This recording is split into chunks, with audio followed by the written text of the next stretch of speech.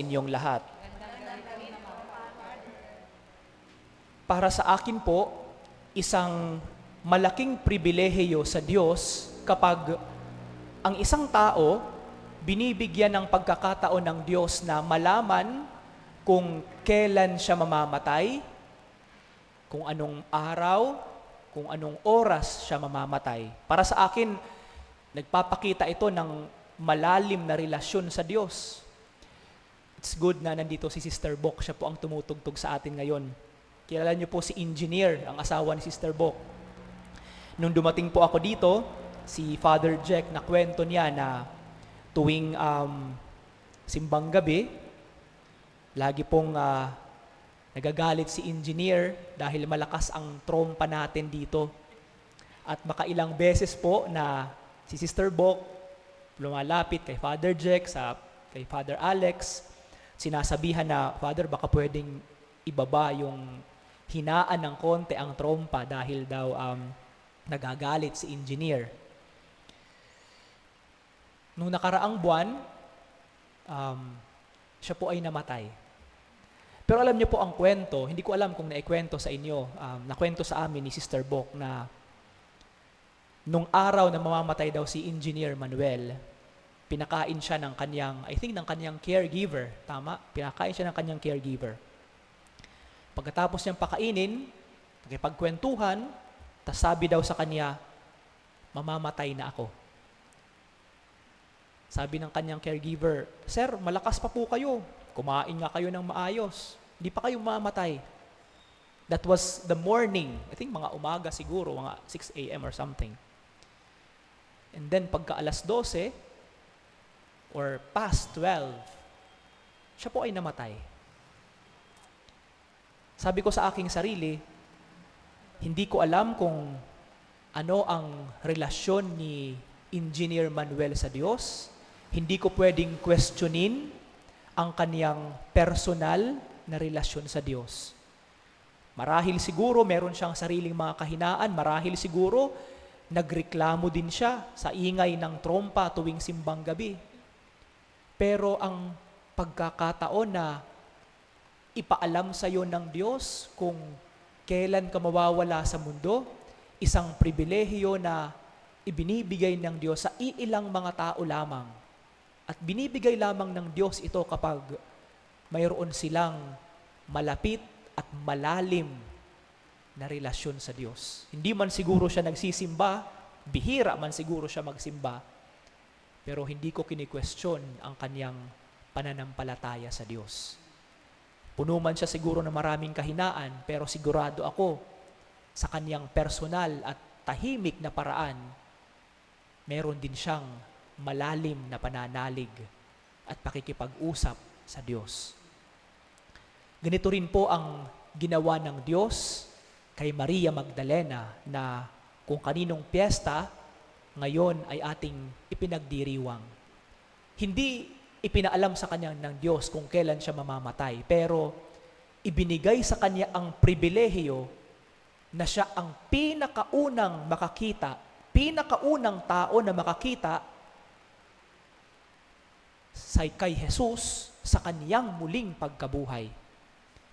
Kung ating matatandaan sa mga ebanghelyo, si Maria Magdalena yung tao na kung saan 7 demonyo ang pinalabas ni Jesus mula sa kanya. At may ibang mga doktor ng simbahan na nagsasabi na siya rin yung prostitute na kung saan iniligtas ni Jesus mula sa kapahamakan na babatuhin na sana siya ng mga tao, ng mga Hudyo. 7 demonyo ang pinalabas sa kanya. Ibig sabihin, ganon kasama ang buhay ni Maria Magdalena. Pero bakit sa kanya ibinigay ang pribilehiyo na maging unang tao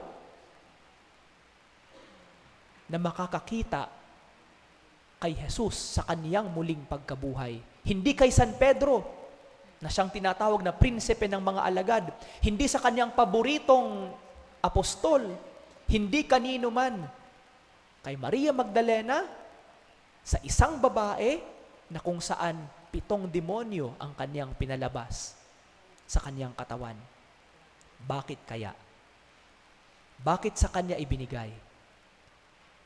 Dahil mula kay Maria Magdalena, nakita ni Jesus ang lalim ng kaniyang debosyon sa kanya. Hindi siya natakot kung ano ang gagawin sa kanya ng mga Romano kapag nakita siya na nandun sa libingan. Hindi siya natakot o nahiya kung anong sasabihin ng mga tao na kaibigan siya ng ipinako sa krus. Wala siyang pakialam. Para sa kanya, gusto lamang niyang bisitahin sa libingan, pahiran ng langis, ang patay na katawan ng kanyang Panginoon. Ang lalim ng relasyon ni Maria Magdalena kay Jesus ang nagbigay sa kanya ang naging dahilan para ibigay sa kanya ang pribilehiyo, ang biyaya na siyang unang makakita sa muling pagkabuhay ni Jesus. Kaya nga siguro magandang paalala sa atin ang Ebanghelyo ngayon na gaano man tayo kamakasalanan, hindi pa rin tayo lost cause. Gaano man kalaki ang kasalanang nagawa mo sa iyong buhay, hindi mo pwedeng sabihin na wala na akong pag-asa sa harapan ng Diyos. Hindi mo pwedeng sabihin na hindi na ako patatawarin ng Diyos mula sa aking kasalanan at mga kahinaan. Hindi po. Kay Maria Magdalena nga, na siguro napakasama, napakarami ng kanyang kasalanan dahil demonyo na mismo ang sumanib sa kanya. Pero binago pa rin ng Diyos ang kanyang buhay. The same is true siguro sa atin. Kaya nga, sa Ebanghelyo, nasabi ni Maria, nakita ko ang Panginoon. Kaya nga tinatawag si Maria Magdalena na apostol sa mga apostol. Dahil siya ang pinakaunang nagbalita sa mga apostol, nakita ko ang Panginoon. I have seen the Lord. Kaya siguro mga kapatid, magandang paalala sa atin ang Ebanghelyo, ang kapiestahang ito ni Maria Magdalena. Balikan natin yung mga pagkakataon, ang ating mga sariling mga karanasan, na kung saan, sigurado ako, in one way or another, masasabi o nasabi din natin sa ating sarili, nakita ko ang Panginoon, naramdaman ko ang Panginoon. Naramdaman ko ang biyaya at pribilehiyo ng Panginoon. Puno man tayo ng maraming kahinaan at kasalanan, pero hindi rin tayo naging iba kay Maria Magdalena. Hindi man natin nakita ang buhay na katawan ni Jesus, pero sigurado ako, ipinaramdam din ni Jesus sa atin, sa ating mga karanasan before, ang kanyang presensya at pagmamahal.